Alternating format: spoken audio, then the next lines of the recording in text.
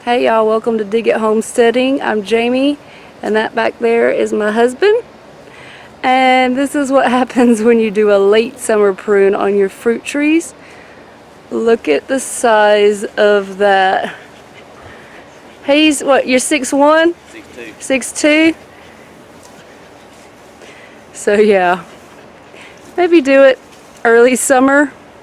And we did do a winter prune on them. Yes.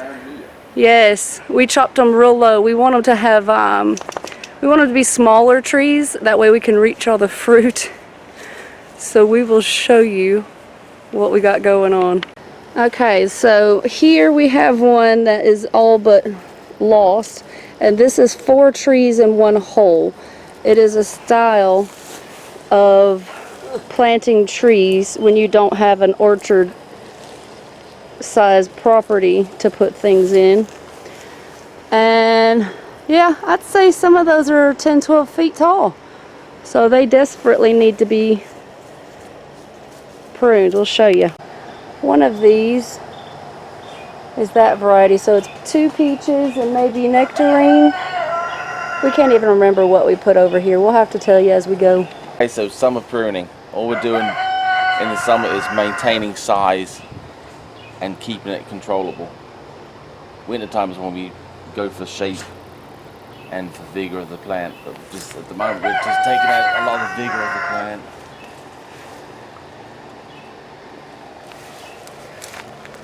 Ooh, I love those pruners. They were worth it, weren't they? Oh yeah. And I'm pretty cheap on things, and those were expensive, but as you can see, that's almost the size of my finger, and those little hand pruners went through it. I'm gonna leave these leaders on here for now. What about the house, since we have 4 trees in one hole? We have to do the stuff in the middle. So you are gonna, do the back parts? Yeah, because we don't want anything growing towards the middle. So we'll take off the crisscross. That's what I was wondering for the summer pruning.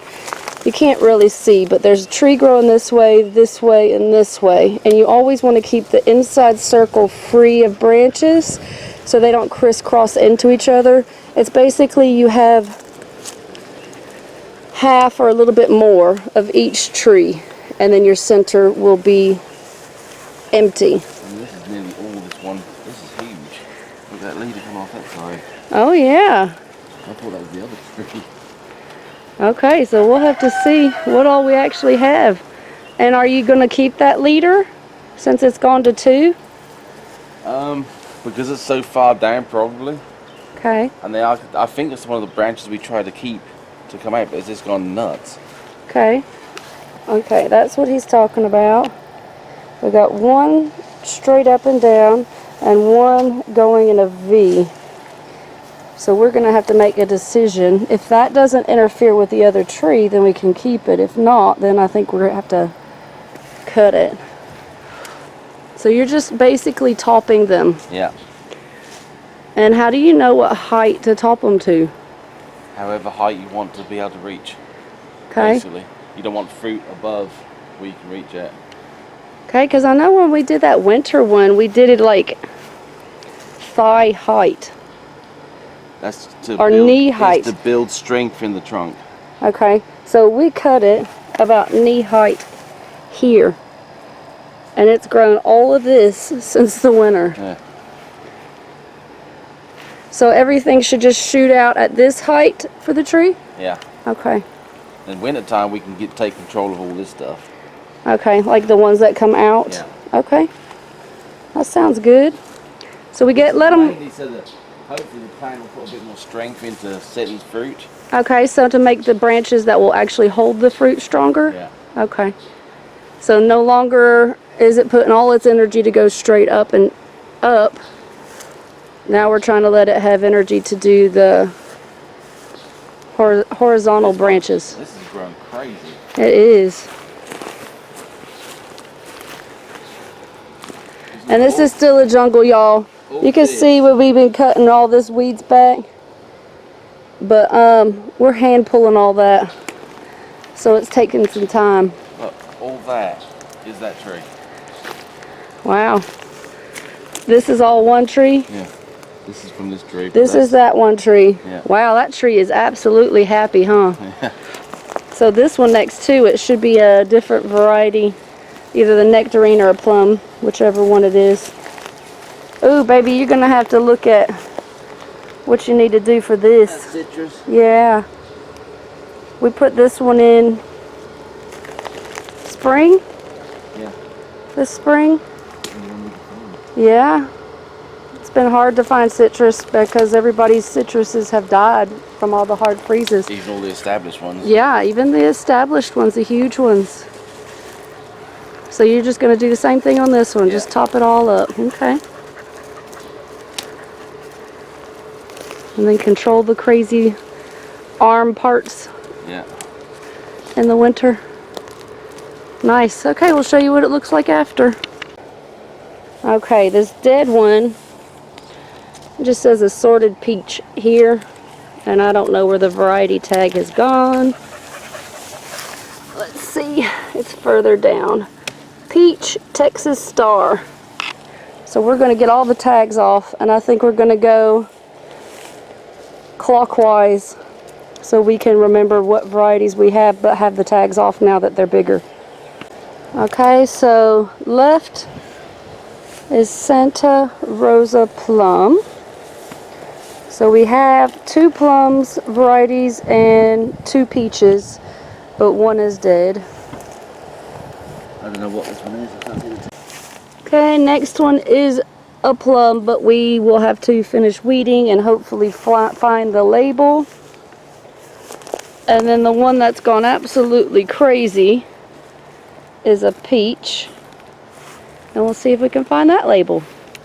Also, y'all take note that he's not cutting it flat like this, but at an angle, because you don't want water to just sit here on the top. You want it to be able to drain off. top this one.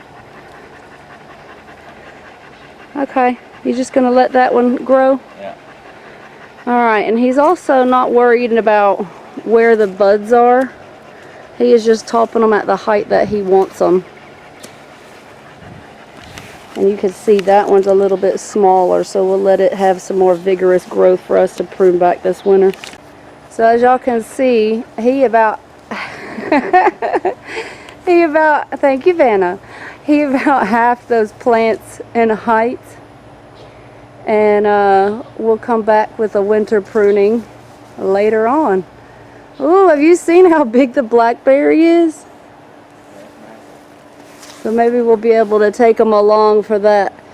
That's a 6-foot fence, so I think that blackberry is about 15 foot tall now.